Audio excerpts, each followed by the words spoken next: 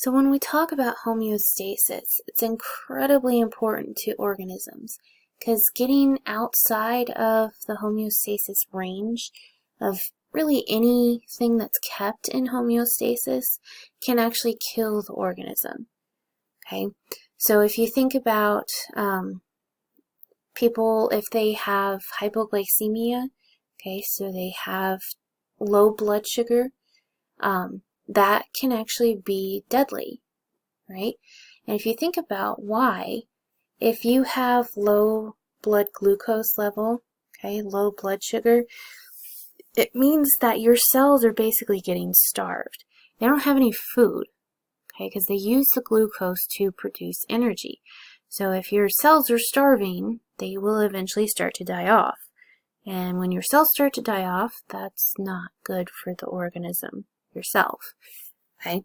Same thing happens with temperature. If you think about a fever, okay, usually they say that a fever of 103 to 104 is reaching the danger zone. So your body is actually producing that fever itself. So it is trying to kind of heat up in order to help your immune system out. So it's kind of fighting against an infection or something like that. Okay, and that's why it's heating up, to try to kind of clear that all out, right?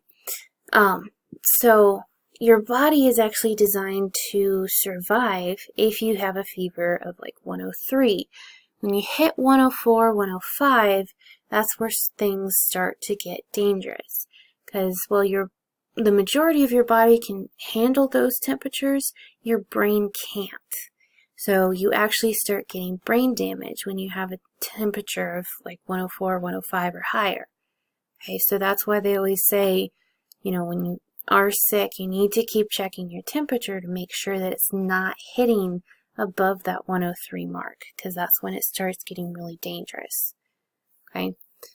So homeostasis, again, is the maintenance of constant internal conditions. Generally, you will not see them hit directly on a very specific number. There's usually a range that is considered normal. Okay, so if you ever get blood work done, they will give you kind of the breakdown of your numbers and how they fit into a range of normal numbers.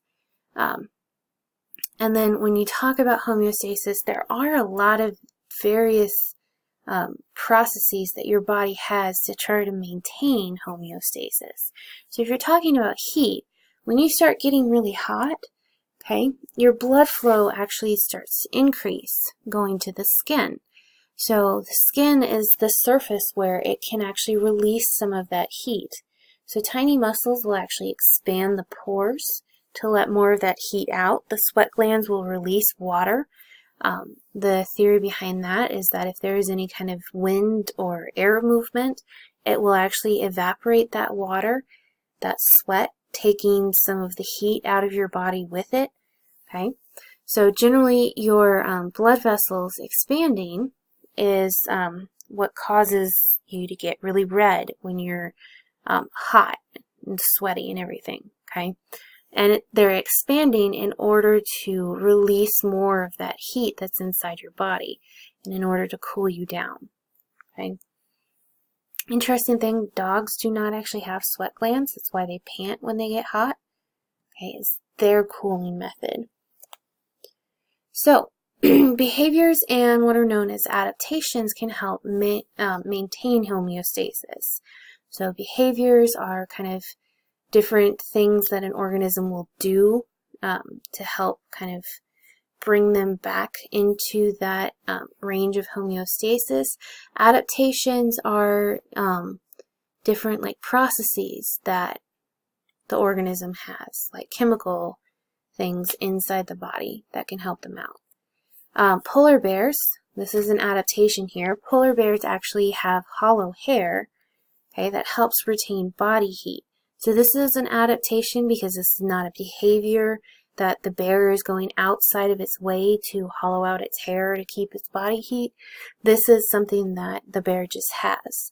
So the hollow hair actually keeps in the body heat and then allows them to survive in those cold, harsh environments that they live in. So, we are going to be talking about evolution later in this course, but evolution explains the unity and diversity of life. So evolution is the change in living things over time. You can have very small changes, and then over time you can actually, that can lead to larger changes. Now this is talking thousands of years generally before you see a large change. The genetic makeup of a population of a species will change. Okay, you can actually get a species splitting into 2 or more different species based on conditions in their environment. Evolution can occur through natural selection of adaptations. So there are several stories of this that we'll get to when we get to evolution. Adaptations are beneficial inherited traits that are passed on to future generations. And they do have to be beneficial, because if it's a mutation that causes a decrease in, or basically are not beneficial, that generally results in that organism's death.